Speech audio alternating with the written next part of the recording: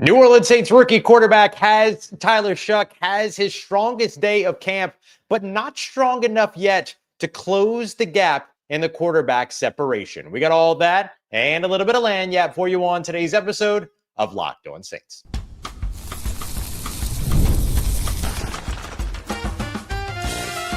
You are Locked On Saints, your daily New Orleans Saints podcast. Part of the Locked On Podcast Network, your team every day. What is good, Who Dat Nation and Who Dat family? I am your host, your friend, Ross Jackson, New Orleans native, your New Orleans Saints expert and credentialed member of the media covering those New Orleans Saints over as the Saints beat writer at LouisianaSports.net. On today's episode, the New Orleans Saints run 126 plays, and we have about as many observations from a very, very busy day of scrimmage practices and scenarios. We'll take a look at some of the winners from today, including, of course, wide receiver Rashid Shaheed, who continues to get better and better every time he touches a football field. Leader over on the defensive side, safety Justin Reid leading already, completely changing the practice day with one simple speech. And we'll kick everything off with the quarterback, starting off with the quarterback that I think had the strongest day of training camp on Sunday, Tyler Shough, and why it might not yet be enough to close the gap in the quarterback conversation. We got all that coming up for you on today's episode. We appreciate you very much, whether it's your first time or your next time being here with us this time, making us your first listen and being it every day. You're here on the show, which is a proud part of the Locked On Podcast Network, your team every day. Today's episode brought to you by our friends over at Gametime. Download the Gametime app, create an account, and use the promo code LOCKEDONNFL for $20 off of your first purchase. Terms apply. I think of the three quarterbacks that we saw over the course of 126 offensive plays when the New Orleans Saints hit the field on Sunday to go through their scrimmage scenarios, that Tyler Shough was the best quarterback of the three. However, I don't think that it's enough necessarily to change the quarterback conversation when it comes to who is kind of leading that competition. But I will say this. The more that Tyler Shough continues to be put in sort of call it game-like scenarios as opposed to the scripted practice install scenarios, he looks a lot more comfortable. I can't say that he consistently looks better than either of the other quarterbacks, but I can say that he looks more comfortable in unscripted game-like scenarios than he looks comfortable in sort of those scripted install scenarios. And I don't think that that's necessarily a surprising thing. He's coming right out of a college football season, ready to go into an NFL season if he gets his opportunity. And so maybe it's just something about that scenario, that fit, that feel, the game-like scenario that maybe just works better for him. Look, before I ever stepped over to sports journalism, I was working in theater, and there were actors, big named actors that I got the opportunity to work with who like kind of put it together in rehearsal, but then really turned it on when the lights came on and you're in front of an audience. Like there are the people that just show up at that pace. But the problem is you can't be that as a quarterback, right? You have to be on all the time, and you have to be the guy that's one of the most reliable, one of the most trustworthy, one of the most consistent in the locker room and on the practice field. So that's going to have to settle in, get a little bit more comfortable, all those other things. But I do think that we saw some good things from Tyler Shough. I think we saw some good things from all three quarterbacks. I thought Spencer Rattler opened up practice with the ones. He was with the first team as he began. He got a lot of opportunities with or against first teams. I'll catalog that for you here in just a moment. But he had some really nice passes, particularly off of play action, did a good job using his legs. Tyler Shough had some really nice plays off of play action as well, used his legs as well. Perhaps his best throw was a throw that sailed over the top into the end zone for Seth Green, the tight end. But unfortunately, Seth Green dropped it because Jonas Sanker, as I look back at the video, got a little teeny tiny piece of the football and changed sort of the orientation of the football in the air. So a phenomenal defensive effort by Jonas Sanker, and he wasn't the only one to have that. And then just Jake Haener was kind of the most accurate, maybe the most consistent in terms of getting the ball out, but a lot of short, completions for all three of these quarterbacks, because they're not trying to necessarily win a rep in these situations. They're trying to win scenarios. But I don't think that the offense won enough scenarios for any one of the quarterbacks to really go home feeling really, really good, like they can pat themselves in the back and then not have anything to work on. There's a lot to work on for all three of these quarterbacks. I think that they would all see the same thing as they move into sort of the next phase here. Each series included a scenario. So it was scrimmage, but sometimes it was scrimmage starting on a drive from the 35 as if it were off of a touchback following a kickoff. And so your goal is to try to get as many yards as you can, try to put together a touchdown drive if you can, but a field goal, a short field goal in particular, would be a win in that situation. But then there were other times where the Saints started their quarterbacks and started their offense at the plus 40-yard line and tried to drive a short field in those scenarios where really a touchdown is a win. But if the defense can hold you to 3 points, it's kind of a win for the defense. And so considering all of that, here's the way that I would say that everything kind of broke down for these quarterbacks so far. I would say that Tyler Shough won 3 of his 8 scenarios. I would say that Spencer Rattler won 1 of his 6 scenarios, and I would say that Jake Haener won 3 of his 4 scenarios. So Jake Haener, a really strong day, but never took any first-team reps, never saw a first-team defense. And so breaking that down a little bit further, or excuse me, I apologize. He saw a first-team defense once, Jake Haener did, but he was never with the first-team offense. Tyler Shough was with the first-team offense twice, but never faced the first-team defense. And Spencer Rattler was with the first-team offense 5 times, faced the first team defense 6 times. So a little bit of context in terms of who competed with top competition and all those other things.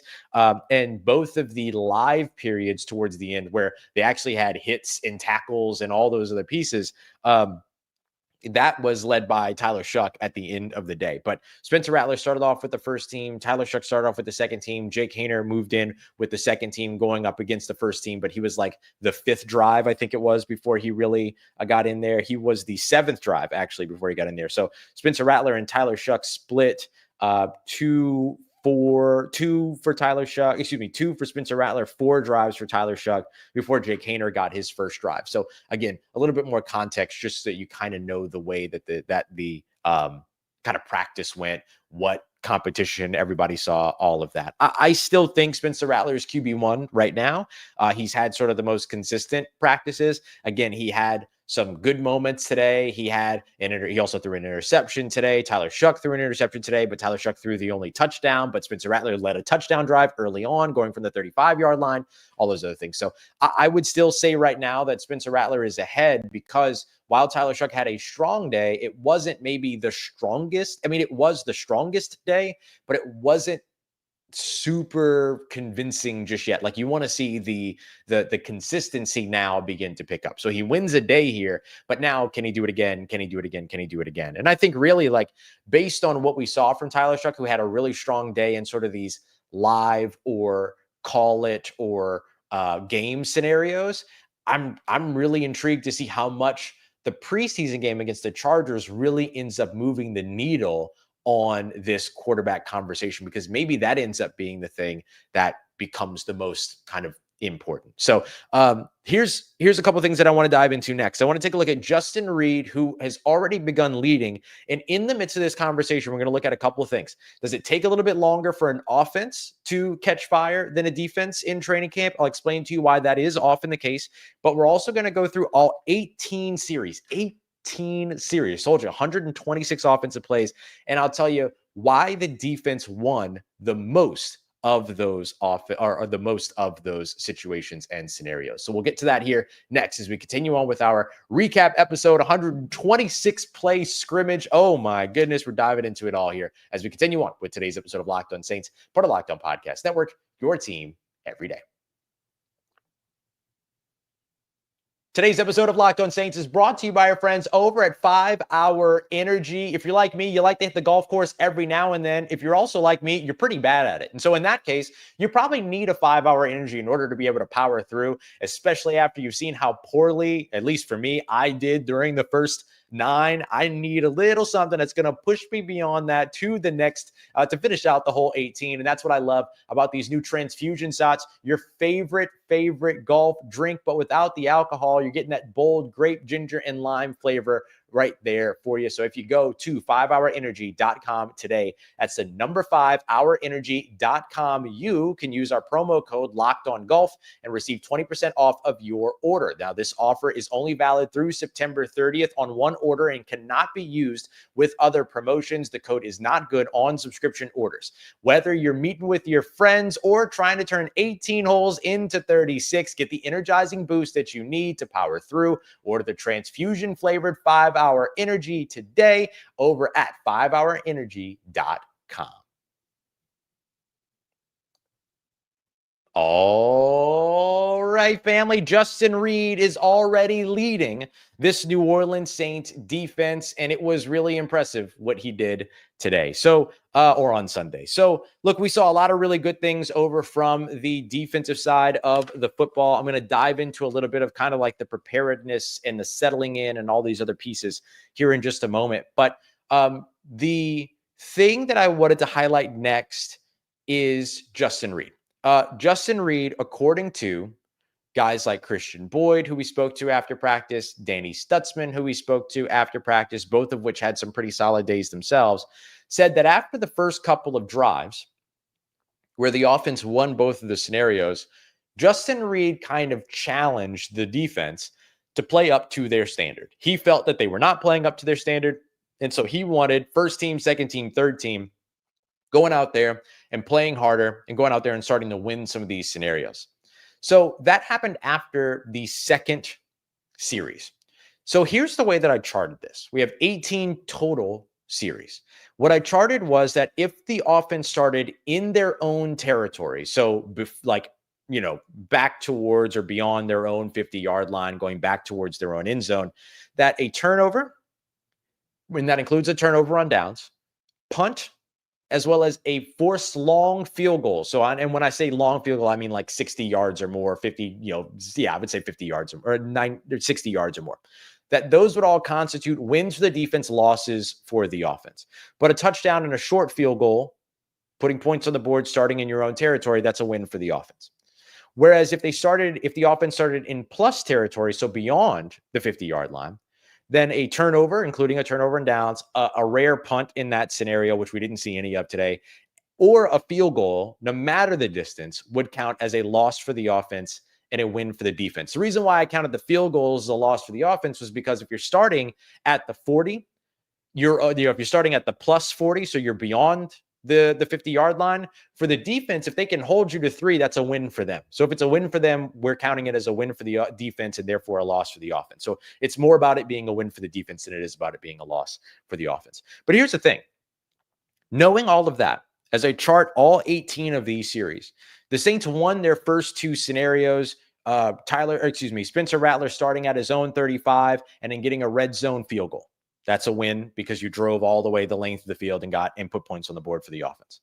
For the second drive, starting at his own 35, Tyler Shough led a touchdown drive, got a touchdown to Michael Jacobson, took a play action, kind of sprint out to the left, a little bit of a dart route by Michael Jacobson, dumped the ball off, got into the end zone. So that's obviously a win for the offense.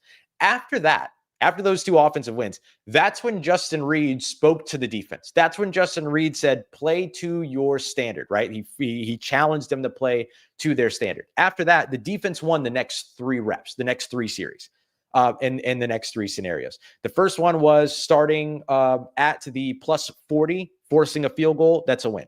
The other one was starting at a plus 40, forced a 59-yard field goal. Now, Blake Grupe made both of those field goals. We'll speak about him in a moment when we get to our winners. But still, starting at your own 40 and being backed up against that, if you're the defense there, starting at the plus 40 if you're the offense, forcing a field goal, that's a win for the defense. And then the last one was a turnover on downs. After that, the offense would go on to win the next 3 reps, starting at their own 35 and getting 3 field goals in all 3 of those situations. So they drove the length of the field, put points on the board. All 3 of those are wins for the offense. Following that, 7 consecutive wins for the defense. Forced 2 punts, forced a 60-yard field goal, got 2 straight interceptions, 2 straight turnovers on downs. Really, really, really impressive stuff from the defense there. And so the defense would go on to win 7 straight there. And then they would also go on to win 8 of the last 10 series over the course of this practice. And so really, really exciting stuff from the defense. If you're looking for optimism about this team in 2025, seeing the way that the defense has performed so far is something that maybe can give you a little bit of that optimism. You obviously want to see it go up against a different offense, a different team, all that, right? This is the tricky part about training camp. Is the defense good or is the offense struggling? And I will tell you that the offense didn't do anything specifically special throughout this practice outside of those opening 2 drives and then a couple of passes here and there. Jake Haener had a great out route deep to Chris Olave. Spencer Rattler had a great play action pass to Rashid Shaheed, who was all over the field for this offense. And so you can see sort of some of these bigger wins happening or individual wins happening on individual plays for the offense. But widely speaking, the defense absolutely won this day. So I would give them 11 of the 18 drives. I would hand that over to the defense because they either forced a turnover on downs, forced a punt, or forced a long field goal or a field goal at all, depending upon where the offense was starting. I thought that the defense performed particularly well, and I thought that they had some really, really good days. Or had a really, really good day. So the next thing that I wanted to look at within that is how those interceptions happened, right? So we had one interception by Tyler Shough. We had another interception by Spencer Rattler. The interception by Tyler Shough happened in the red zone and in the end zone. This is becoming a little bit of a habit for these young quarterbacks. They tend to throw interceptions in the end zone, which is not ideal. And that goes for all 3 of these quarterbacks. But when you look at Tyler Shough's interception, he had the play action, rolled out to the left, and then was waiting. Like Rashid Shaheed was open in the back of the end zone, but Tyler Shough didn't have the throwing lane that he needed. It was really, really good coverage all over in terms of the way that the safeties carried. This is really a big representation of what it is that this Brandon Staley defense allows them to do. They're in the red zone, but everybody's eyes are on the quarterback. So it's a lot of vision match, and it's a lot of like playing with the vision of the quarterback. This is exactly the advantage of it, especially when you're going up against young quarterbacks. And so as he's drifting left, he tries to eventually wait for kind of a tight window to open up because one safety is filter, or one corner is filtering one way. Ugo Amadi is filtering over the top of him, and then Nephi Sewell's kind of in between. And then you had another one. It's just tough to find an angle there. And so as he's rolling left, he tries to sling it back with his right hand. And then Nephi Sewell just goes up and kind of extends, kind of changes direction, sticks his foot in the ground, gets back towards the middle of the field, and then gets the interception there. So really a really strong play by the defense as a whole, but a play where if you're Tyler Shough, you probably would say, well, he could have thrown it away or anything, but I'm pretty sure that was also a 4th down play. And so he couldn't even throw it away either. So you might as well give yourself the opportunity. Yeah, it was on a 4th and 6. Oh, sorry, that was Rattler's. No, it was actually on a 2nd and goal. Throw it away. So that would be the lesson learned there maybe for Tyler Shough, to just move on and take the next one because you have a 3rd and goal from the 7-yard line there. On the next one, Spencer Rattler, the next interception, which came the very next play or the very next series, Spencer Rattler starting on the plus 40. They had moved the ball a little bit, but he had placed the pass pretty nicely over for Trayton Welsh, the tight end. But Julian Blackman made a great play on it, getting over the top and knocking it away. Julian Blackman has been awesome over the course of this camp. What an addition for New Orleans. And then the very next play, Rattler tries to hit kind of a slant over on the left side. It's Kevin Austin Jr., and it was Kool-Aid McKinstry in coverage, and Kool-Aid McKinstry was just blanketed all over Kevin Austin Jr. But 4th and 6, tried to get it in, and as he did, Kool-Aid McKinstry peeled away and then got the interception on the dive there. So some good plays from the defense, but maybe some different decisions to be made by those quarterbacks. Although Spencer Rattler's happened on 4th down, the best you can do is just try to get something somewhere and give your receiver an opportunity to make a play on the ball. I think Kevin Austin Jr. could have made a stronger play on the ball too as well. He did have the inside leverage or the underneath leverage, but Kool-Aid McKinstry just showed more effort and went out there and got the football. So that's going to win you some interceptions when you're showing effort. And that continues Kool-Aid McKinstry's really, really strong camp so far. I do think that offense takes a little bit more time to gel than defense. It was something that Lance Moore also talked about on our Saints Squad show a couple weeks ago, or maybe about a week ago. And I think a big part of that is that you don't have, especially in these kind of scrimmage scenarios where you're kind of doing the call it scenarios, you don't really have the ability to be able to kind of set up tendencies and take advantage of that. You don't get the opportunity to really see your entire game plan come to fruition.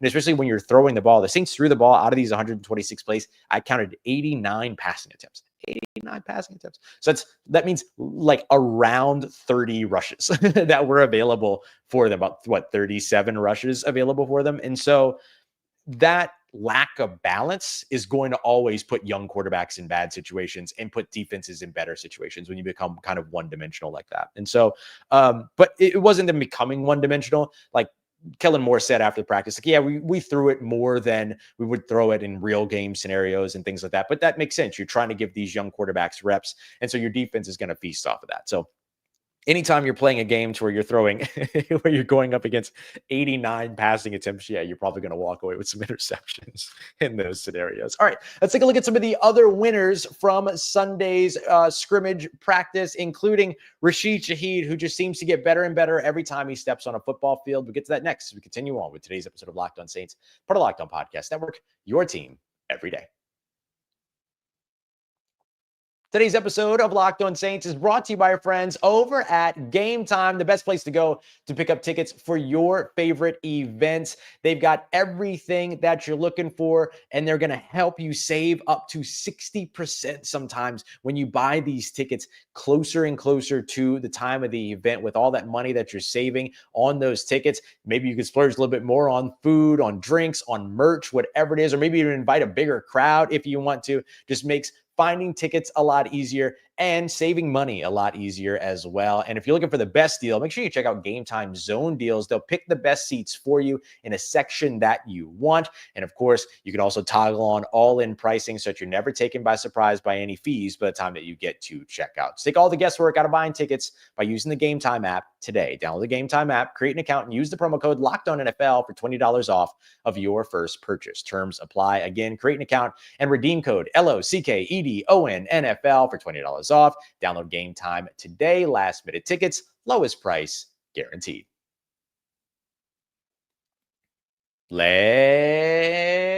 get it, Who Dat Nation. Rashid Shaheed was one of several big winners during the New Orleans Saints final practice of the week, penultimate practice here in Louisiana before the team heads to California on Wednesday. So I want to just highlight a little bit of Rashid Shaheed's day. This guy has continued to be a big time impact on the football field, whether it's because he's, taking the top off down the field, but also making tough catches in the middle, making some contested catches on the sideline, taking some short passes and turning them into bigger gains. Like, this is exactly what we want to see from Rashid Shaheed, and I'm sure exactly what it is that the New Orleans Saints want to see as well. He's bulked up. He's up to 190 pounds, but he's maintained his speed. There are ways to kind of build muscle that allow you to be able to keep your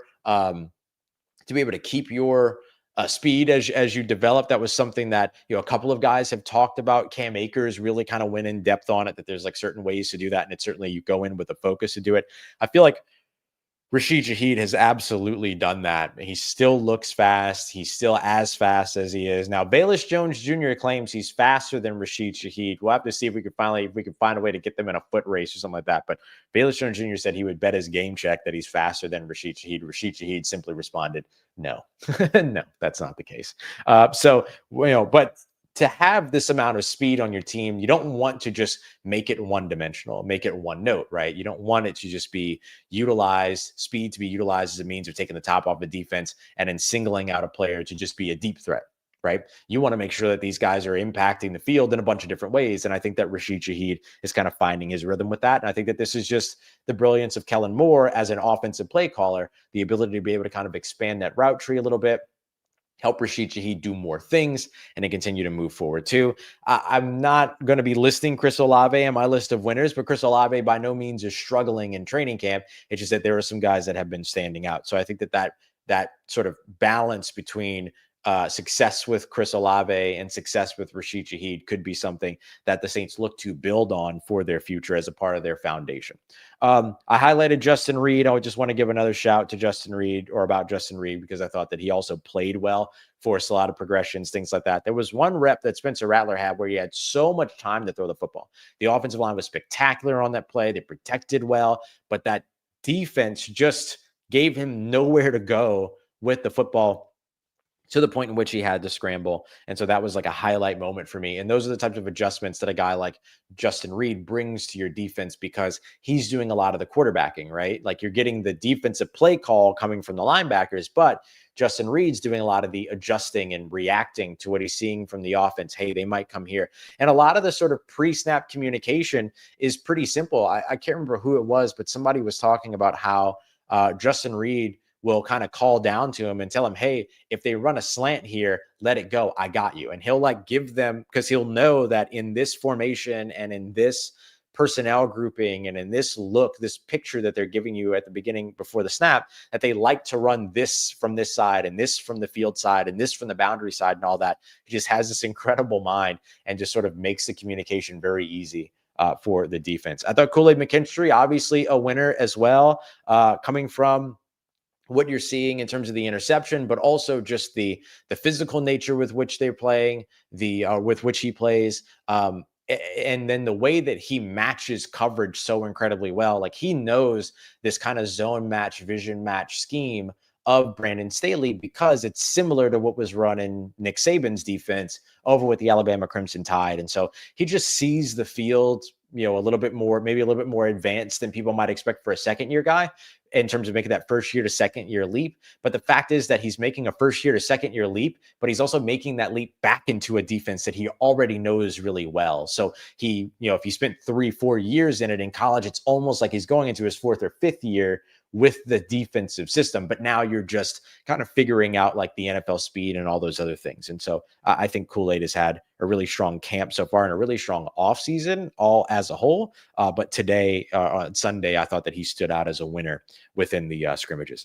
I'll highlight another safety real quick, Julian Blackmon. I am going to name some offensive guys again, I promise, but it's a lot of these defensive guys and really a lot of safeties. Julian Blackmon, I've got Justin Reid on this list. I've got Jonas Sanker on this list as well. Both Julian Blackmon and Jonas Sanker with some pass breakups during the scrimmages as well. So just again, excellent composure, excellent playmaking. Terrell Burgess had a pass breakup as well. So you're seeing from that safety position, guys go out there and make plays on the football, which I think is something that is a welcome sight in this defense. Let's go back to the offense for a second. I thought that Kelvin Banks looked pretty good on a couple of reps. There was a 13, I think, yard run by Kendre Miller.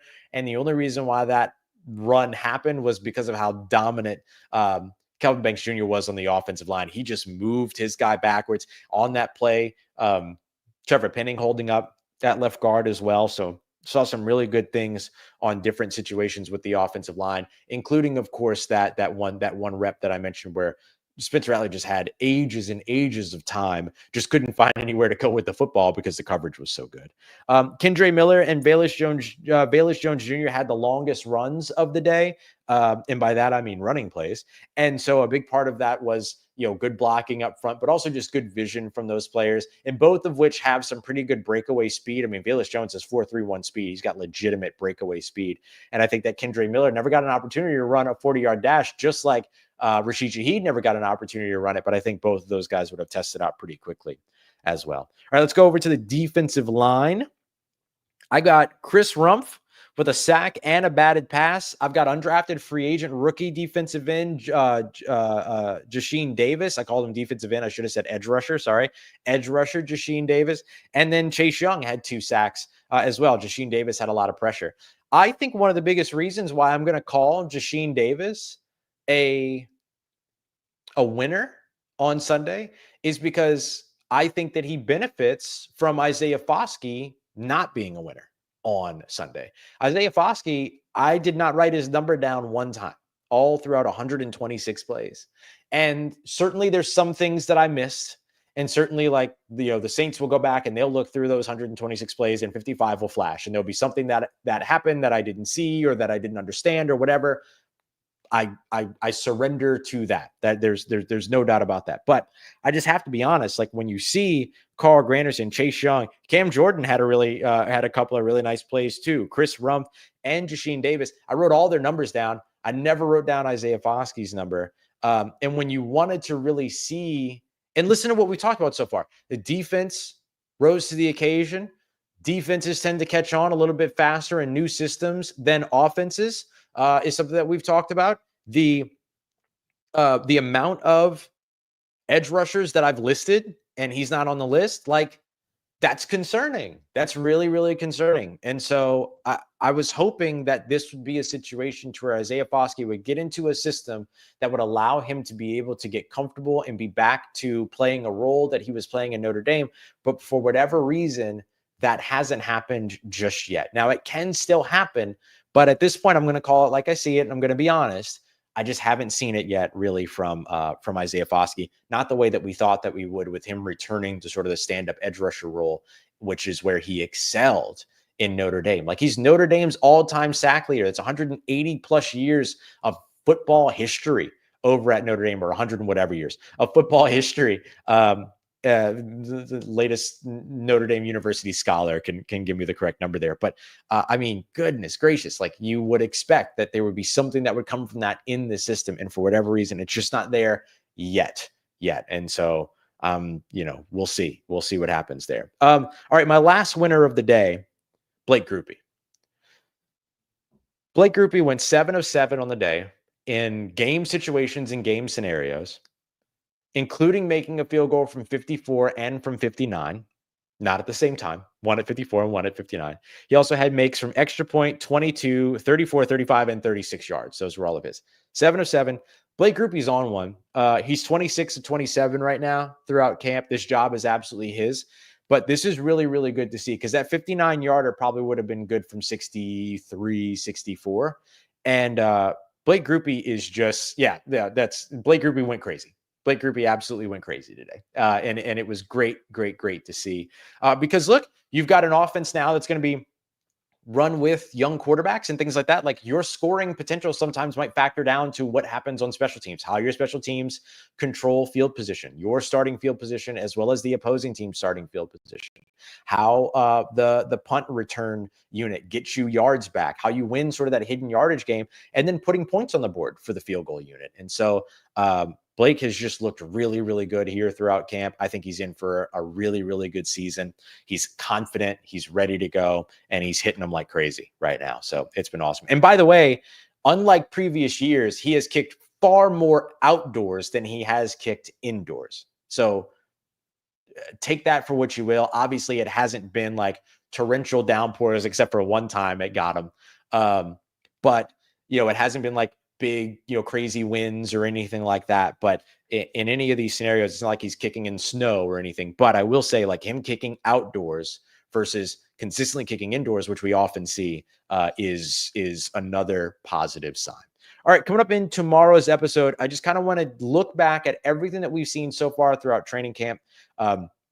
And try to figure out and suss out where everything stands. So we're going to look at a bunch of position battles. I'm going to try to look at everything by the numbers, not by feeling or opinion. I want to give you numbers to back all of it up. And so let me sit down with my crack research team of myself, go through all these notes, and then get tomorrow's episode ready for you as well. We'll dig into all of that in tomorrow's show. Don't forget that you can catch the show over on YouTube, but you can also find us at 10 a.m. and 5 p.m. every day over on Gulf Coast Sports and Entertainment Networks. Make sure you tune into us there. Myself, Locked on Pelicans, Locked on LSU, and Locked on SEC can be found there. We appreciate you very much, as always, for making us a part of your day, part of your routine, for saying yes to me on the show. If you see me, please say hi. If you need anything else around your New Orleans Saints in between these episodes, make sure you follow me on your favorite social media at Ross Jackson, NOLA. Hit me up. Let me know how the family is doing. Let me know how you living. Let me know how you momming them. And trust Who Dat Nation, I'll holla at you.